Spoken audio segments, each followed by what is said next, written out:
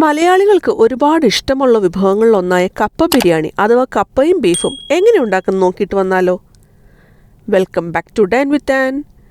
ഞാനിപ്പോൾ ഒരു 3/4 കിലോ ബീഫാണ് എടുത്തിട്ടുള്ളത്. അത്യാവശ്യം നെയ്യുള്ള ബീഫ് നോക്കി എടുക്കാനായിട്ട് പ്രത്യേകം ശ്രദ്ധിക്കണം കേട്ടോ. അങ്ങനെയാണെങ്കിൽ നല്ല ടേസ്റ്റ് ഉണ്ടാവുള്ളൂ. നന്നായി കഴുകി വൃത്തിയാക്കി എടുത്തിട്ടുണ്ട്.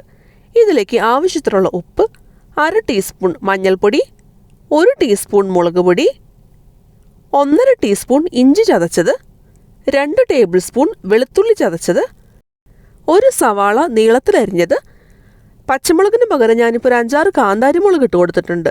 അതിൻ്റെ കൂടെ തന്നെ കുറച്ച് കറിവേപ്പില കൂടി ഇട്ട് കൊടുക്കാം. ഇനി നമുക്കിതെല്ലാം കൂടിയിട്ട് നന്നായിട്ടൊന്ന് യോജിപ്പിച്ചെടുക്കുകയാണ് വേണ്ടത്. കൈകൊണ്ട് തന്നെ ഇതെല്ലാം കൂടി നന്നായിട്ടൊന്ന് തിരുമ്മി പിടിപ്പിച്ചെടുക്കാം. ഈ മസാലയും മുളകും എല്ലാം ഈ ബീഫിലൊക്കെ നന്നായിട്ടൊന്ന് പിടിച്ച് കിട്ടണം. നമ്മൾ ടേസ്റ്റൊക്കെ നോക്കുക. ഉപ്പൊക്കെ ഇനി ആവശ്യമുണ്ടെന്നുണ്ടെങ്കിൽ ചേർത്ത് കൊടുക്കാം കേട്ടോ. ഇനി നമുക്ക് അരമണിക്കൂറെങ്കിലും മാരിനേറ്റ് ചെയ്യാൻ വെക്കാം. എന്നിട്ട് പ്രഷർ കുക്കറിൽ വെച്ചിട്ട് നന്നായിട്ടൊന്ന് വേവിച്ചെടുക്കാം. നമ്മുടെ ഓരോരുത്തരുടെയും പ്രഷർ കുക്കറിൻ്റെ വേവ് അനുസരിച്ചിട്ട് നമുക്ക് വേവിച്ചെടുക്കാം കേട്ടോ. ചിലപ്പോൾ ബീഫൊക്കെ മൂത്തതാണെന്നുണ്ടെങ്കിൽ ഒരുപാട് സമയമെടുക്കും വെന്ത് കിട്ടാനായിട്ട്.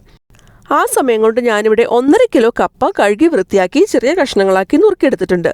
ഇതിലേക്ക് ആവശ്യത്തിനുള്ള ഉപ്പ്, അതുപോലെ തന്നെ 1/4 ടീസ്പൂൺ മഞ്ഞൾപ്പൊടി കൂടി ചേർത്ത് കൊടുത്തിട്ടുണ്ട്. ഇനി ഇതിലേക്ക് നമുക്ക് ആവശ്യത്തിന് വെള്ളം ഒഴിച്ചിട്ടൊന്ന് മിക്സ് ചെയ്യാം. എന്നിട്ട് നന്നായിട്ടൊന്ന് തിളപ്പിച്ചെടുക്കാം. പെട്ടെന്ന് വേവുന്ന തരം കപ്പയൊക്കെ ആണെന്നുണ്ടെങ്കിൽ ഒന്ന് തിളച്ച് കഴിയുമ്പോഴേക്കും വെന്ത് വരും കേട്ടോ. അപ്പോൾ നമ്മൾ അതും നോക്കിയിട്ട് വേണം ഒന്ന് വേവിച്ചെടുക്കാനായിട്ട്. നന്നായിട്ട് വെന്ത് കഴിഞ്ഞാൽ നമുക്ക് ഫ്ലെയിം ഓഫ് ചെയ്യാം. എന്നിട്ട് നന്നായിട്ടൊന്ന് ഊറ്റി വയ്ക്കാം. കപ്പ വേവിച്ചതിന് ശേഷം എപ്പോഴും ഇതുപോലെ വെള്ളത്തിൽ നിന്ന് ഊറ്റിയെടുത്തിട്ട് ഉപയോഗിക്കുന്നതാണ് കേട്ടോ നല്ലത്. അപ്പോൾ ഞാനിപ്പോൾ കപ്പയെല്ലാം ഇത് ഫുള്ളായിട്ട് ഊറ്റിയെടുത്തിട്ടുണ്ട്. ഇനി നമുക്കിത് സൈഡിലേക്കൊന്ന് മാറ്റി വയ്ക്കാം. ഞാനിപ്പോൾ ഒരു ഉരുളിയിലേക്ക് 2 ടേബിൾ സ്പൂൺ വെളിച്ചെണ്ണ ചേർത്ത് കൊടുക്കുന്നുണ്ട്. അതിലേക്ക് 1/2 ടീസ്പൂൺ ഇഞ്ചി ചതച്ചത്, 3 ടേബിൾ സ്പൂൺ വെളുത്തുള്ളി ചതച്ചത് ഇത്രയും ചേർത്ത് കൊടുക്കുന്നുണ്ട്. ഇനി നമുക്ക് ചെറു തീയിൽ വെച്ചിട്ട് നന്നായിട്ടൊന്ന് വഴറ്റിയെടുക്കാം. ഉരുളിയിലായതുകൊണ്ട് തന്നെ പെട്ടെന്ന് തന്നെ ഇതൊക്കെ വഴന്ന് കിട്ടും കേട്ടോ. ഇനി നമുക്കിതിലേക്ക് 1/2 കപ്പ് ചുവന്നുള്ളി ചതച്ചതുകൊണ്ട് ചേർത്ത് കൊടുക്കാം. ഇനി ഇതെല്ലാം കൂടിയിട്ട് നമുക്കൊന്ന് വഴറ്റിയെടുക്കണം. ഈ ചുവന്നുള്ളിയൊക്കെ നല്ലൊരു ഗോൾഡൻ ബ്രൗൺ കളറൊക്കെ ആയിട്ട് വരുന്നത് വരെ നമുക്കൊന്ന് വഴറ്റിയെടുക്കാം. ഇനി അതിലേക്ക് 1/4 ടീസ്പൂൺ മഞ്ഞൾപ്പൊടി കൂടി ചേർത്തിട്ട് നമുക്ക് ചെറു തീയിൽ വെച്ചിട്ട് വഴറ്റിയെടുക്കാം. പൊടികൾ ചേർത്ത് വഴറ്റുമ്പോൾ എപ്പോഴും ചെറു തീയിൽ വേണം വഴറ്റിയെടുക്കാനായിട്ട്. ഇനി ഇതിലേക്ക് 3.5 ടീസ്പൂൺ മല്ലിപ്പൊടി കൂടി ചേർത്തൊന്ന് വഴറ്റിയെടുക്കുന്നുണ്ട്. ഉരുളി ആയതുകൊണ്ട് തന്നെ വളരെ എളുപ്പത്തിൽ നമുക്ക് വഴറ്റിയെടുക്കാൻ പറ്റും കേട്ടോ. ഉരുളി നല്ല ചൂടായിട്ടൊക്കെ ഇരിക്കുന്ന സമയമാണ്. അപ്പോൾ പൊടികളൊക്കെ പെട്ടെന്ന് തന്നെ മൂത്ത് കിട്ടും. ഇനി നമുക്കിതിലേക്ക് 1/2 ടേബിൾ സ്പൂൺ മുളക് പൊടി കൂടി ചേർത്തിട്ടൊന്ന് വഴറ്റിയെടുക്കാം. ഞാനിപ്പോൾ സാധാരണ മുളക് പൊടിയാണ് ചേർത്തിട്ടുള്ളത്, കാശ്മീരി മുളക് പൊടി അല്ല കേട്ടോ. അപ്പോൾ നമ്മുടെ ഓരോരുത്തരുടെയും എരിവിനനുസരിച്ചിട്ട് മുളക് പൊടിയിൽ അളവിൽ വ്യത്യാസം വരുത്താം.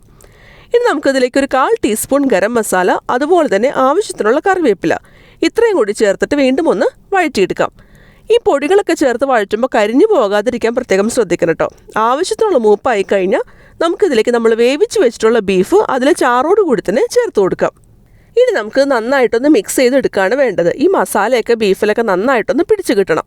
ഓൾറെഡി വെന്ത ബീഫാണ്, എന്നാലും ഇതൊന്ന് തിളച്ച് വരുന്നവരെ നമുക്കൊന്ന് വെയിറ്റ് ചെയ്യാം. ഹൈ ഫ്ലെയിമിലിട്ട് നമുക്ക് തിളപ്പിച്ചെടുക്കാം. ഈ ബീഫ് ഒന്ന് തിളച്ച് വന്നു കഴിഞ്ഞാൽ അതിലേക്ക് നമ്മൾ വേവിച്ച് ഊറ്റി വെച്ചിട്ടുള്ള കപ്പ ചേർത്ത് കൊടുക്കാം. എന്നിട്ട് നന്നായിട്ടൊന്ന് മിക്സ് ചെയ്യാം. ഇനി ഒന്ന് ടേസ്റ്റൊക്കെ ഒന്ന് നോക്കണം. ഉപ്പൊക്കെ ഇനി ആവശ്യമുണ്ടെന്നുണ്ടെങ്കിൽ നമുക്ക് ചേർത്ത് കൊടുക്കാം കേട്ടോ. എരിവ് ഇനി ആവശ്യമുണ്ടെന്നുണ്ടെങ്കിൽ വേണമെന്നുണ്ടെങ്കിൽ കുറച്ച് കുരുമുളക് പൊടി കൂടി ചേർത്ത് കൊടുക്കാവുന്നതാണ്.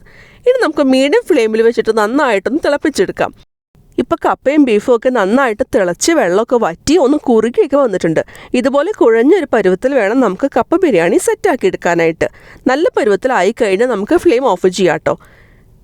ഇനി നമുക്ക് നല്ല ചൂടോടുകൂടി തന്നെ നമ്മുടെ കപ്പ ബിരിയാണി സെർവ് ചെയ്യാവുന്നതാണ് കേട്ടോ. ചിലയിടത്തൊക്കെ ഇതിനെ കപ്പ ബിരിയാണി എന്ന് പറയും. ഞങ്ങളൊക്കെ കപ്പയും ബീഫും എന്നൊക്കെയാണ് പറയുക. തൃശ്ശൂർ സൈഡിലേക്കാണെന്നിൽ കൊള്ളി എന്നാണ് പറയുക. അപ്പോൾ കൊള്ളിയും ബീഫും എന്നൊക്കെയാണ് കേട്ടോ പറയാറ്. ഇതിൻ്റെ മേത്ത് നമുക്ക് കുറച്ച് പൊടിയായിട്ട് എറിഞ്ഞ സവാള കൂടി വിതറി ഒന്ന് സെർവ് ചെയ്യാവുന്നതാണ് കേട്ടോ. അപ്പോൾ വീഡിയോ ഇഷ്ടമായെന്നുണ്ടെങ്കിൽ എൻ്റെ ചാനൽ ആദ്യമായിട്ട് കാണുന്നവരാണെന്നുണ്ടെങ്കിൽ സബ്സ്ക്രൈബ് ചെയ്യാൻ മറക്കരുത് കേട്ടോ. വീണ്ടും അടുത്ത വീഡിയോയിൽ കാണാം.